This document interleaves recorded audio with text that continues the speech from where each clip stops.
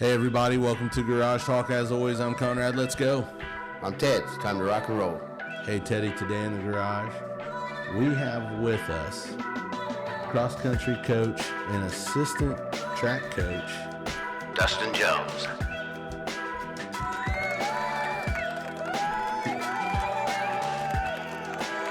Welcome, Dustin. How you doing, man? I'm good. Good, fantastic. Good. Thanks for coming. We're super excited to have you on. Tell everybody a little bit about yourself. Where to begin? From the beginning. Well, I seem to dabble, I feel like, in a lot of different things. I was a full-time pastor. Stepped away from that for about a year, and actually this last Sunday just started at the First Christian Church here in town as the new part-time pastor there. And part-time because I'm also pursuing teaching and getting into that. It's funny how that comes around because I started my undergrad in college as a physical education major. Yeah.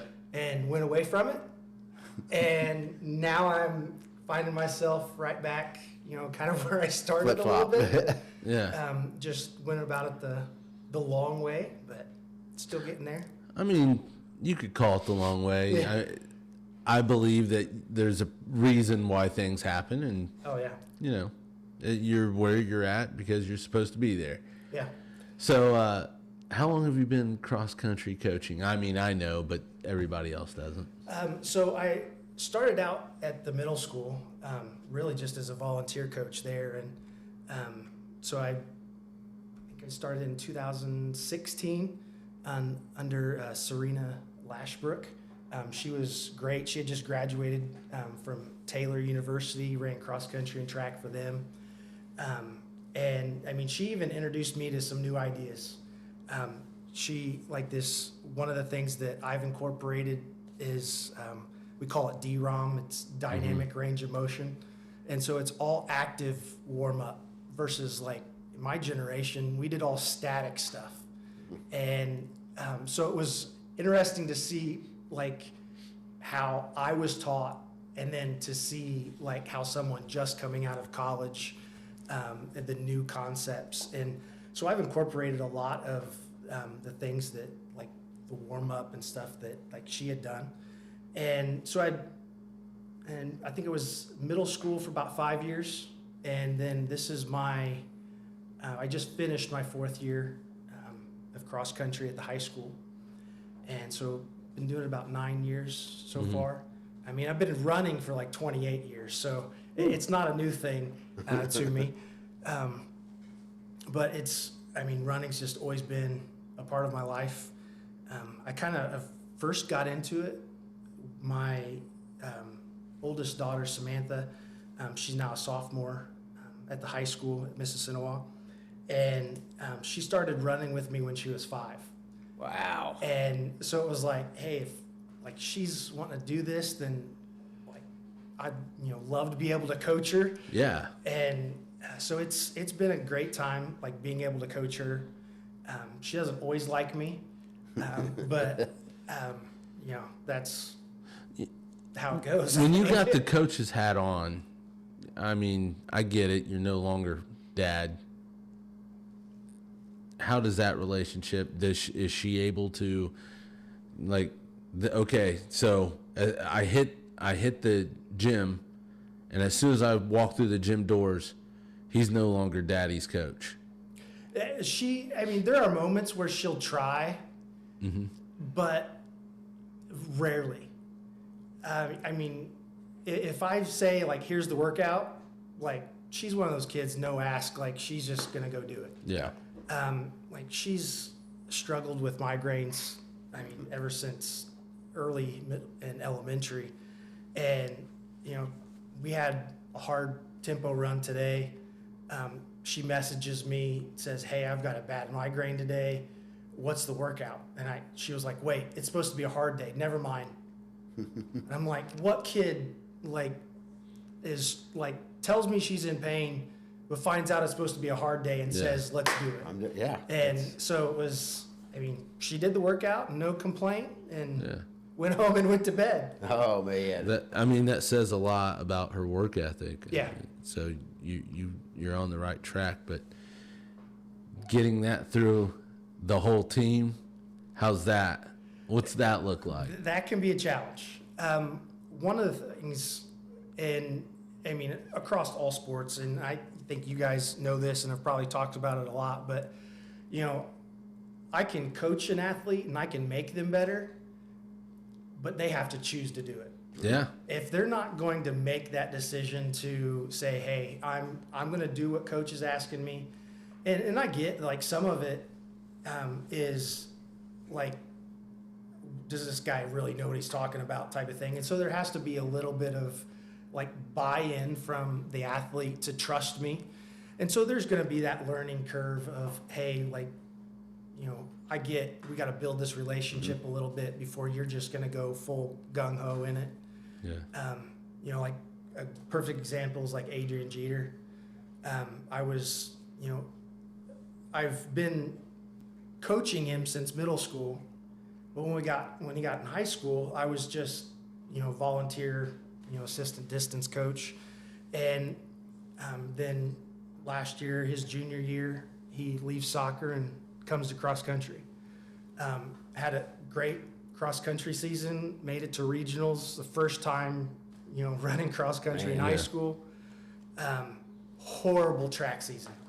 I mean, he hit a wall, and it was like, I mean, we were blowing our minds trying to figure out, like, what's going on. And I mean, he overworked himself.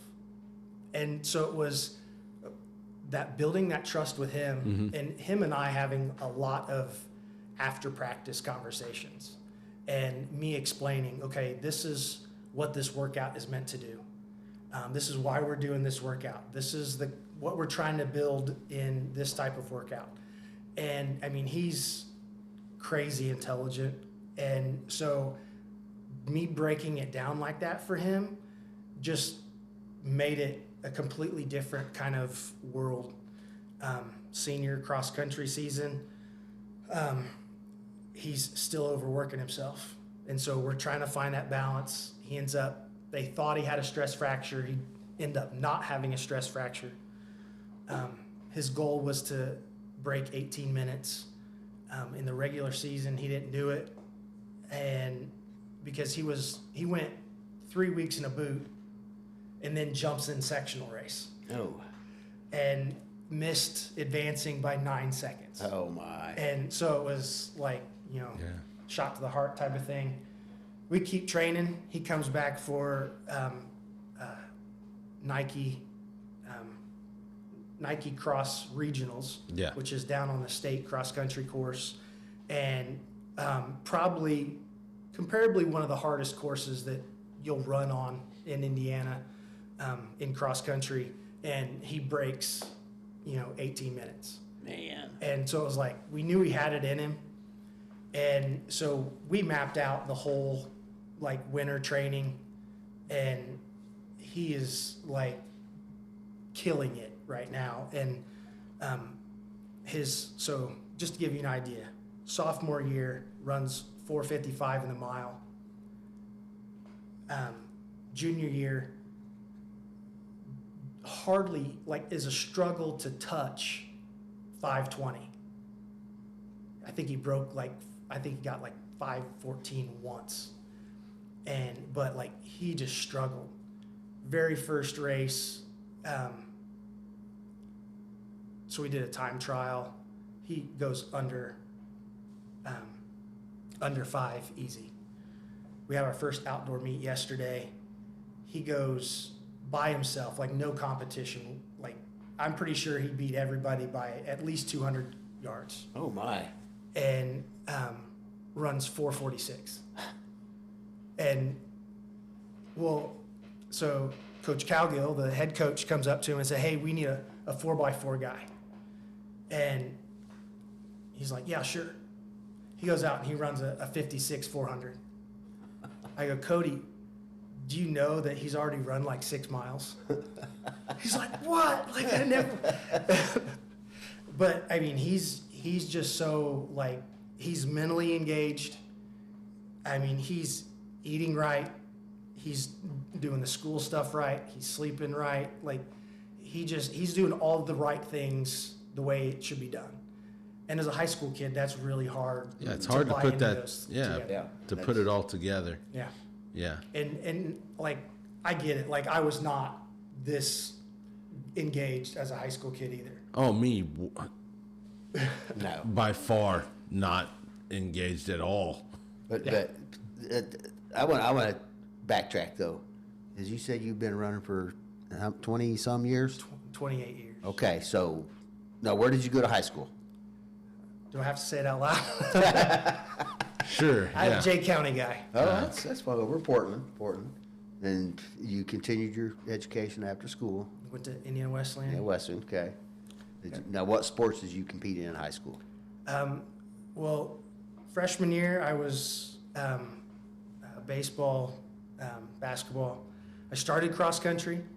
So in middle school, my 8th grade year, I was diagnosed with exercise-induced asthma.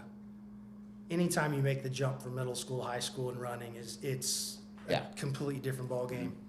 I wasn't ready for it, and I beat myself up to this day because I would have been the 7th man on a team that went to semi-state.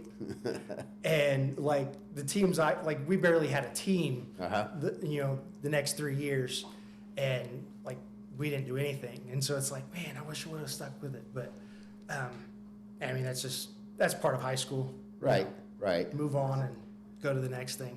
But I was the next 3 years I was cross country and track. Okay. So I was hardcore into those. I ran pretty much 3 years straight. I think I took Sundays off, but I loved it. I was just never a runner. I just Well, it just depends with me. I'll get into this kick where I'm like, I drop 50 pounds, and then I'm just running all the time, and then I always hit a wall, Teddy, and I'm like, you know what? That chocolate cake looks pretty good. I think I'm gonna sit down and have a slice 7 times. See, and like you were mentioning, you know, some of these kids they're on their diet. You know, that stuff wasn't talked about when I was, which of course I'm really old, but and you mentioned some of the workouts. You know, a girl that just graduated college was coaching, and you learned from her. You know, when back in my day, we didn't even know what a core workout was. Yeah. I don't know. It's just, but you know, you wear many hats. I mean, not just coaching, but you know, you did some substitute teaching, haven't you? Yep. You're a fan at the ball games. Sometimes you get roped into maybe keeping the book or something. Oh yeah. But you also officiate, correct? Yes. Yep. Okay. Yeah, aren't you fresh into officiating? So this is my 3rd year. 3rd year? So my ultimate favorite sport is baseball. Unfortunately, my high school coach, which won't go there, but you know, I worked my tail off my freshman year, and like, so I was a pitcher, middle infielder, and I didn't have the right last name, and so I didn't play. And so like, you know what? If that's the way it's going to be, then I'll just go run. And which, I mean, now I'm glad, but I love baseball. And I picked up softball, umpiring softball too, because my daughter's a softball player. Yep. I'm still fascinated by how fast softball moves. I mean, it's a constant. So I love that aspect of it.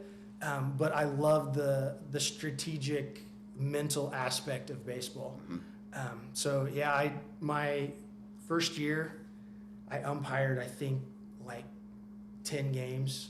And then last year I did like 50 games. Oh. I did a summer league, and like I loved it. Now I didn't love all the parents, but I loved the umpiring aspect of it. I loved being able to, you know, pull a kid aside and say, hey, this is why this happened. And one of the things, like for me, is I think the kids just want to know that you're human and you don't expect perfection, and that I know that I'm not perfect. Example of that, a great example of how I try to carry myself as an umpire. So I was umpiring a Wapahani Jay County game. The Jay County guys have no clue that I'm a Jay County guy. And the head coach of Jay County has no clue that his dad was my high school coach. Oh, man. And so one of their best players is up, and I rung him up on a high strike. And he didn't like it. And so when they went back out to the field, like the next half inning, he was at shortstop. I walked all the way out to shortstop. I was like, hey, I just want to let you know that, like, I think you're right. Like, that's on me, and I can't make it up, but I just want you to know that you're right. That was pretty high, and probably shouldn't have been a call strike. And hey, I'm not gonna always get it right, but I can do better for you. And so, like, that kid, every time he came up to the plate, like, he would like nod his head, like he was giving me, like, he was acknowledging me now. Right. And so now he sees me as somebody that isn't just up there to, like, ruin his life type of thing. Right. And make his life miserable. But, like, I'm here because I love this game just as much as you do. And so it really, to me, that helps the game be that much better. Yep. I'd much rather that kid go to his parents and say that than, that umpire was a jerk type of thing. Yeah. I agree. I like that approach. Isn't it weird, Ted, that it takes something like that for them to understand that we're all human and you're going to make mistakes, even as an umpire or as just a dad or a pastor or a running coach? Yeah. Like, we all make mistakes, and it took that for them to understand, wow, this guy, but props to you for owning up to it. I mean, it's probably good that they see an adult admit they're wrong. Yeah. I think it speaks volumes to kids when you do own up and say, hey, I probably shouldn't have, gotten on you for not raking the leaves, because, to be honest, I didn't rake them when I was your age. But it is the way it is. And that'll come back too. One day absolutely. that kid's going to remember that, and then he's going to teach that to, whether it's his kid or if he's a coach or an official, it'll come back. I mean, making a difference. I think that's what it is. Yeah. Teddy. That's kind of like what you were talking about, how dedicated some of these kids are, I call it the 3 Ds. You're making that decision to do something. You got to have the desire to do it, and then you got to be dedicated to do it. Yeah. I was a little worried what he was going to say. but Teddy, I do like that. But, cross country, do you know about the terrain they run on in cross country? Yeah, well, like, it depends. It's a little bit of everything. It is, but I'll tell you one thing, though. This guy here put a lot of work into our course, and our course is amazing, I think. Really? Have you ever been back through there? I haven't been back there in a long time. It's paradise compared to what it was. Oh, really? Oh, yeah. Like, put a lot of work we have in. this, like, main, I call it the artery trail because it's like one of the main trails. It's just right behind, like, the baseball field and tennis courts. So when I got the course, I think coming up on my 5th year, like, you couldn't walk down it without, like, everything was, now I can drive my truck down it with both doors open. How much time did that take? Oh, I've spent hundreds of hours out there. Just pruning and prepping? Yeah. I've cut up probably close to 50 trees that fall. I mean, if it rains, if those trees think it's going to rain, they fall over. Yeah. What's up with the trees dying? It's crazy. It's everywhere. So how many kilometers is the high school's 3.1, so 3.1? 5K. Yeah. and middle school is 3K, so 1.86 miles. Okay. So it's a 5K so the course at Mrs. Cinewall is 5K. Yep. Okay. Like I said, it's a nice course. It really is. You need to. I'm gonna have to go check it out. I'm gonna have to go check it out now. I've been back there a few times. I didn't run, but Yeah, and I mean, so when Chance Young and I, like when he found out that I was, willing to put in the work, He's a runner. and I don't know how much he runs, but every once in a while we pass each other in the neighborhood, and he was like, "Oh yeah, I've had this like dream for like he's always wanted to put the whole course like in the woods, since we own so much property back yeah. there."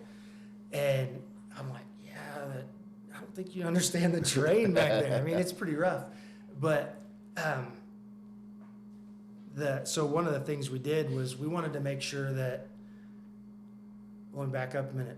So the original course out there went through the woods a little bit, but a lot of it was run like on the sidewalk and like parking lot. And if you know anything about cross country, there were spikes. yeah. It's like turns into a slip and slide if you're on spikes on concrete, or especially pavement. And so it was like, I don't want. So I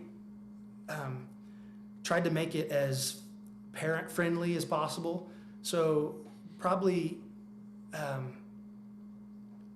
I'd say a good like half of it is in the woods, and like it's a trek to go see him if you want to walk that far. But the rest of it is does loops out in that big open field, so that parents can see their kids. Because I mean, like I get it, I'm a parent, and you want to see your kid run. And I mean, cross country is the only sport where the parents are going to put in some work. If not, you're not going to see your kid that much. And that is, it's neat. It really is, because those parents are following them until they hit the woods, and then they go down. When they come back out, and it's really neat watching these parents cheer these kids on, or their grandkids, whatever. It's really, and then there's a lot of people that I'm surprised how many people I see at those things. I'm still waiting to find the number out. I reached out to the one of the meet directors for a regional site up at the Plex in Fort Wayne, and I mean, because I'm confident there was, probably close to 5,000 people there. Wow. I mean, it was packed. Man. And I've heard Paige Brunner refer to it as a super regional. I mean, it went from being like laid back sectional type of race to like intense, like, because we no longer have a semi-state, so they're competing. And so now if you make it to regionals, it's pretty much like you made it to semi-state. It's competitive now, and it's tough. And you mentioned spikes. I mean, it's not just spikes. I mean, you probably have to have different types of shoes for the different terrain, right? Or is it just... The majority of what we do, and I try to do with the kids, if they don't have strong ankles, I'm not putting them in spikes. Really? Just because spikes are not made for support at all. Okay. They are meant for lightweight, fast, and getting a grip on the ground. So I mean, if they don't have strong ankles, I'm not putting them in spikes. Okay. Unless if they choose to go buy them, then I mean that's Right. I'm not going to tell them they can't wear them. But so what I try to do is try to change up the spikes that the kids wear.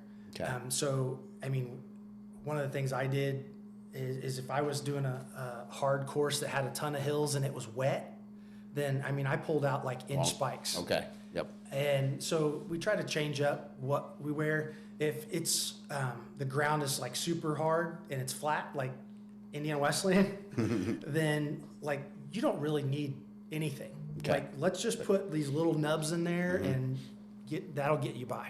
That way you're not putting extra pressure on your feet by having your spikes raise you up off the ground type of thing. And so just trying to change up the variables with that kind of thing, but not like we don't necessarily swap out a lot of shoes. Okay. I was just curious on that one, but, I mean, we can. I mean, there's a Right. shoe for everything. oh, yeah, yeah. And that's because I was thinking that about shoes for the runners, but you gotta look at the coaches too, and it's like, okay, you got probably take a whole different wardrobe with you just because the weather's gonna be different every day here in Indiana. Yeah. Like next Monday, it's supposed to be 38 degrees for the high. Yeah, I always tell the kids, especially end of cross country season where it's starting to get cold, like bring everything because you can't put on what you don't have. Yep. Yeah. Like you can always take it off, you can't put it on. So bring it all with you. So how much has running changed since it arrived in Olympic Games in ancient Greece in 490 BC? Oh, wow. I mean, you weren't there back then, but I mean, like when you think about it, because when I was in high school, I remember it was pushed real hard, stretch before we ran, Yeah. and I've seen run then stretch. So which is right? Are they both right? Stretching a cold muscle doesn't do anything for you. Now, if it's like tight and sore, then anytime you can, like, if you're stretching it to loosen that muscle, then that's a good thing. But just to stretch to like warm your body up, it doesn't do anything for you. And so, I mean, cross country is a little bit different than track just because of layout and timing of things.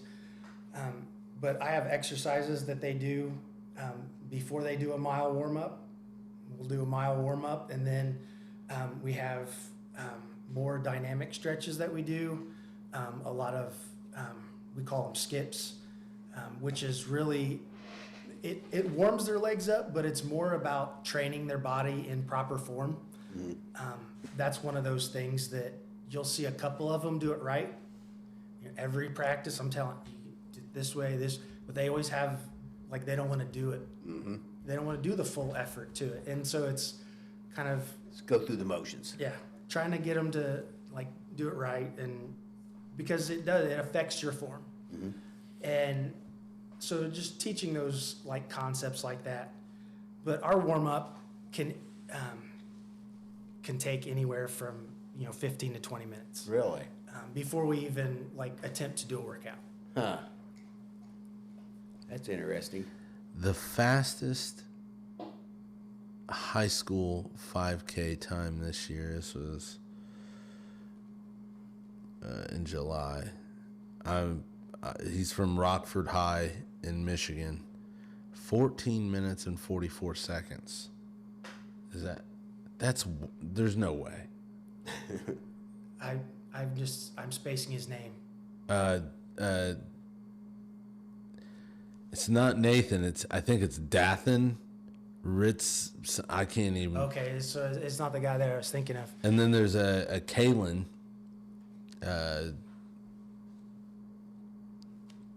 Todebush. And I'm looking at the top 10 high school runners, and that like to run a 5K in 14 minutes and 44 seconds, you got to be cooking. Is there a dog chasing him? Yeah, I mean, Because that's when I'm the fastest. That and the dinner bell. yeah. So. I mean, when you have an athlete like that, it's genetics and natural ability, and then there's the training and coaching component to it. Like salt and peppered. Yeah. Yeah. You're just adding to it. Yeah. I mean, if that kid was never coached, he would probably still be pretty darn good. Yep. And so and then running is one of those things that there's a lot of minutia to it, but if you walk in the door with natural genetic ability, then, I mean, you're going to be superior to everyone else. Yeah, I found this on ESPN.com. It says that was his improved time because his benchmark time was 14 minutes and 58 seconds. I guess he was running late for a meeting, but let's talk about your business. Okay. Running Mechanic. Yep. So I just started it's called the Running Mechanic, but I mean, it's really for, I mean, really anybody that is, whether it's running or even walking. I mean, the reason I got into this was to fill a gap. So, I mean, so much of what I've learned is from taking my daughter Samantha to physical therapy. I feel like every year she's gone for the last like 5 or 6 years, and like we know the therapist by name, and like we were joking with him right before Christmas. He was like, "So what's the family plan for Christmas this year?" Because like he was like saying like, "What are we doing?" type of thing, and because we're there way too much, and so if a runner gets injured, they're going to go to the doctor. The doctor is going to treat them. If they need surgery, the doctor's going to perform that surgery. Then they're going to go to physical therapy. Physical therapy's goal is to get that particular part of their body strong again. So if it's your right knee, they want to get your right knee strong. They're not looking at your left knee anymore. Well, so what happens, for example, especially in runners, and running is any sport that involves running. Yeah. So not just cross country and track. And what they'll do, the athlete will go back to their regular practices, their regular routine.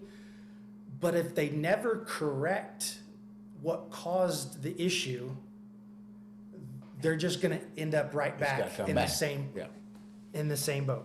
Yeah, because it all comes down to like joint motion, kinetics, elastic support strategy, rotation through kinetic chain. And I'm saying this like I know, but I just Googled everything.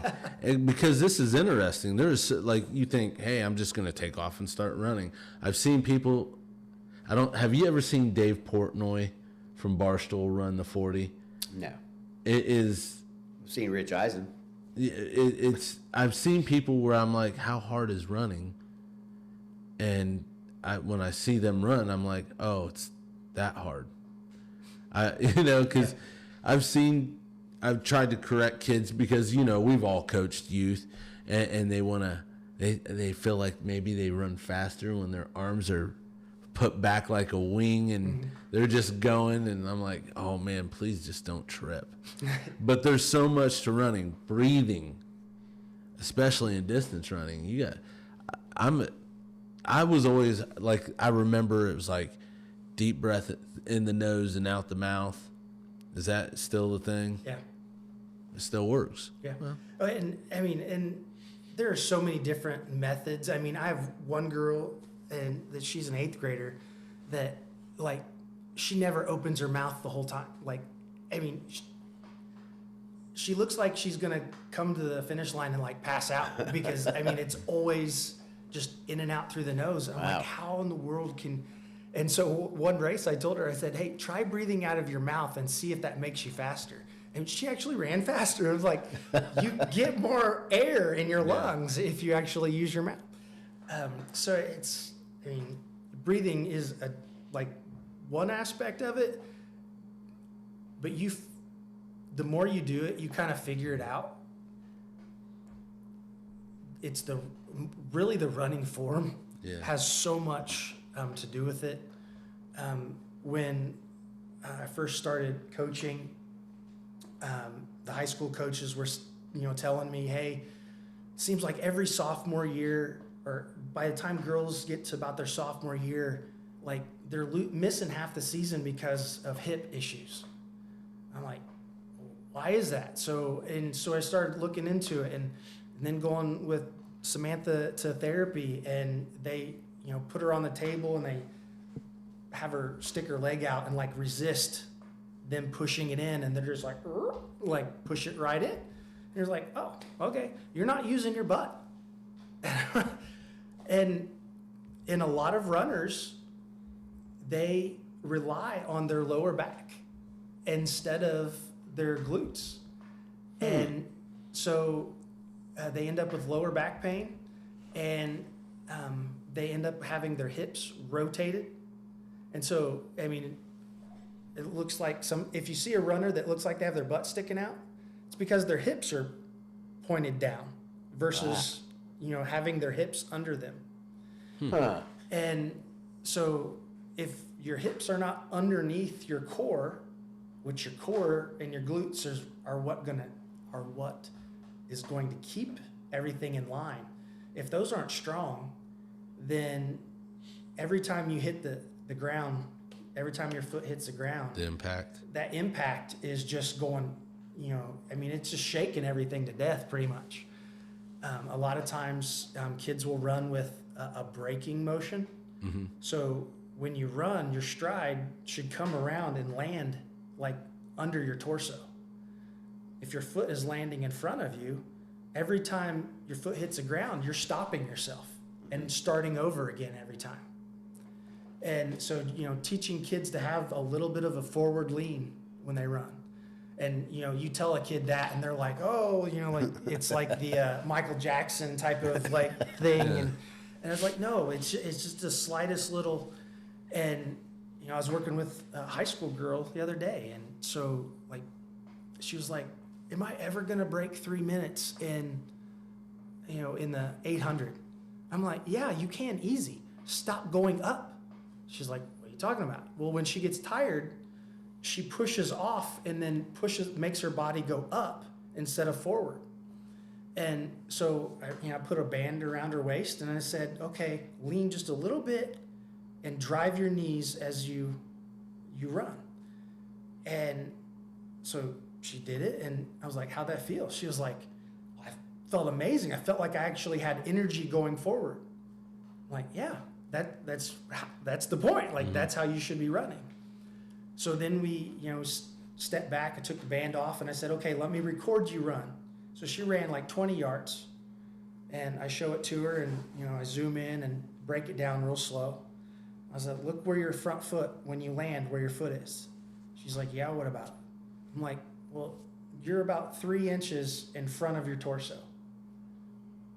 Don't stretch your stride out. Try to shorten your stride a little bit, but speed your feet up so your cadence is how fast your feet are hitting the ground.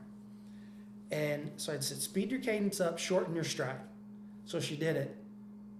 Does another 20 yards. I show her. I'm like, look at that. Every step right underneath. And next race, we're running indoor at Indiana Tech, 257. She had never gotten under 305. And so just those little mechanical things. And so as she's running the race, every time she's passing me, I'm like, hey, remember, think about these. And so I'm giving her cues as she's running. And a lot of times as a coach, I'm telling them their times, but I'm really just telling them cues. Mm-hmm. Hey, this is what you're doing. This is what you need to do. This, if they're in a race, and they're actually competing with somebody, I'm not as loud because I don't want to. Right. But I'm talking to them about drafting, and our first outdoor meet yesterday was windy, and so hey, get on their right shoulder and just stay there. You're gonna run a little slower, but we'll sacrifice that for a win, right? Mm-hmm. And so just teaching them those little fine-tuned things. Anyway, sorry, I got off track a little bit. Back to the business part of it. Yeah. And so, what I'll do is a client will come in, I put them on a treadmill. First I run them through a battery of exercises and to find out what their, do they have weak glutes? And, because weak glutes, you're going to have knee pain, you're going to have ankle pain, you're going to have hip pain. It all down that power chain is going to be weak if your glutes are weak.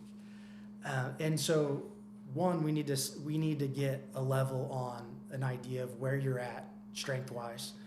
I have them fill out this questionnaire so I can get an idea of where they're at. What kind of competitive level are they? Are they just out to have fun and their knee started hurting type of thing. And so based on that, I'll, is how in depth I'll go. Ultimately, I'm going to put them on treadmill, and I'm going to, record them running, and then break it down for them and show them, like, these are the things that you're doing that could be causing the pain. And then I have a TV up in front of the treadmill where I can put them running so that they can see themselves. Wow. One of the, especially with younger kids, even in high school, one of the things I've learned is when you try to give a kid a cue on what you want them to do or what you want them to tell their body to do, there's a disconnect between their brain and their muscles. Mm-hmm. Like, they don't know how to tell themselves how to, like, lift your knee higher when you run. Like, you've got to help them connect their brain to their body. Okay. And so, like, for instance, with my daughter Samantha, when she found out she had weak glutes, like, he said, okay, like, flex your butt. She just like stared at him like and so, like, the first thing he did was try to help teach her how to train your brain. Okay, what are you wanting it to do? And now, like, make yourself do it. And so he would go through exercises where, like, a lot of it required her to think about what she wanted to do, not just something that was just natural. And so having the TV helps them to be able to see, okay, this is what I'm doing. Then I'll give them a cue. Okay, lift your knee just a little higher. And so then they can see, like, themselves lift their knee, and they can make that mental connection by, okay, that's what I'm telling my body to do, and that's the reaction I'm getting. Okay. And so if their body's not reacting the way they want, then now we've got, how can we make that connection? And so there's all kinds of different things that we can do. One of the things, another component of the business is just a simple, like, shoe consultation. So when I ran, there was, this brand, this brand, this brand. All of them were neutral shoes. Now you've got support shoes, and the support, there's all kinds of variables to it. And I mean, you can find a marathon shoe, you can find a tempo running shoe, you can find a everyday trainer. And I mean, there's so many things. But you just go to Dick's and you say, well, those look cool. Yeah. And well, when you land, you're overpronating so much. Well, in a neutral shoe, you have no support. You need a support shoe that has that support built in, so that when you're overpronating, that shoe is stopping you. And so now you're landing more like you should, which is going to help your knees, which is going to help your hips and your ankles. And so just helping people to, what shoe do you need? The simple things, like, especially with track, kids will go to Dick's and they're like, oh, I need spikes. Dick's does not carry distance track spikes. They're all sprinter spikes. Sprinter spikes just have a rounded heel to them because you're always supposed to be on your toes sprinting. Well, distance, there should be cushion to it. For some reason, like, main retailers don't carry distance spikes. It's all like sprinters. I don't know how many times, like, and as a parent, I would be frustrated too. They come to me and I'm like, those are the wrong shoes. They're like, my parents are not going to buy me new shoes. And, like, I get it. Like, they're not cheap. So, so one of the So things. do you suggest they come to you before they get these shoes? Yeah. And when it's just something like that, like, I'm not charging anybody to tell them, like, hey, you need, this type of shoe. And especially if they're in high school, one, talk to your coach. your coach should know. If your coach doesn't know, then sure, by all means, contact me and I'll be happy to tell you. On our cross-country website, like one of the articles I put on there was explaining to parents like how shoes are made and like the differences between the different types of spikes. I had a kid that thought he was going to try to double in sports, 2 sports this spring, and he was like, hey, I just recently saw an article that you did on your shoes. I went and tried these shoes on, and they fit horrible. He's like, they're way too tight. And he's just trying on spikes. And I'm like, yep, they're not meant for comfort. Yep. It's a light shoe that you can run fast in. But now, okay, so with the running mechanic, I mean, is it just athletes you work with, or can like an elderly person to have a Yeah. knee pain or hip pain, they can come to you and you can Yeah. try to help them out? And Yeah, and that's the thing. If it's running, because I had to give it a title, Right. And, no one's coming to Yeah. the walking mechanic. So, but yeah, I can help anybody that's having those issues. I mean, especially walking, it could simply just be you've got the wrong shoe. I've experienced that myself, actually. I'm a Brooks guy, man. That, and I'll tell you something else that I found out years ago was because the job I was working, I was on a forklift all day, and I had a big wallet in my back pocket. Yep. I was having hip problems. I've see. told people about this over and over again. You're And, not then- keep and, going. and just like you said about shoes, there was a time, okay, I'm on a forklift all day.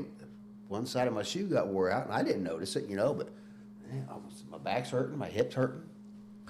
I went and bought new boots, and it went away. Yeah, Yeah. I have,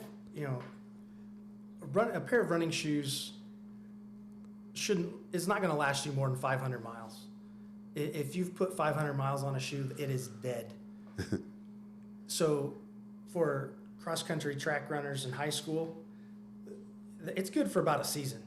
Like, if you come to me in track wearing the same shoe you ran in cross-country, like, you're going to get tired of me making comments about your shoes. And a lot of times it's, well, mom doesn't want to buy me shoes. And I get it. Right. And, I'll tell your parents to come talk to me. And what I'm going to tell them every time is, hey, $100 pair of shoes is cheaper than the doctor bill you're going to get when your kid is in a lot of pain. I get a pair of Brooks, and Savannah will say they're dad's shoes, but they're $170. Oh, yeah, no, yeah. Brooks are and no joke. and I'll tell you why I like Brooks a lot. I'm a brand guy. When I get good customer service, I will not even look somebody else's way. And I've called them before and said, hey, listen, I don't know if, do you do customer reviews, but I got a blister on the back of my ankle from this shoe, and I don't know if anybody else told you. They shipped me 2 pair of different Brooks. I think one was the Beast and the other one was the Ghost. Yep. And they were both lovely. A lovely pair of walking shoes, either one of those. But,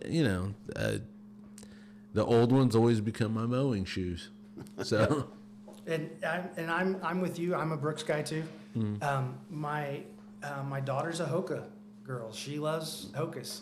She likes that stack to it.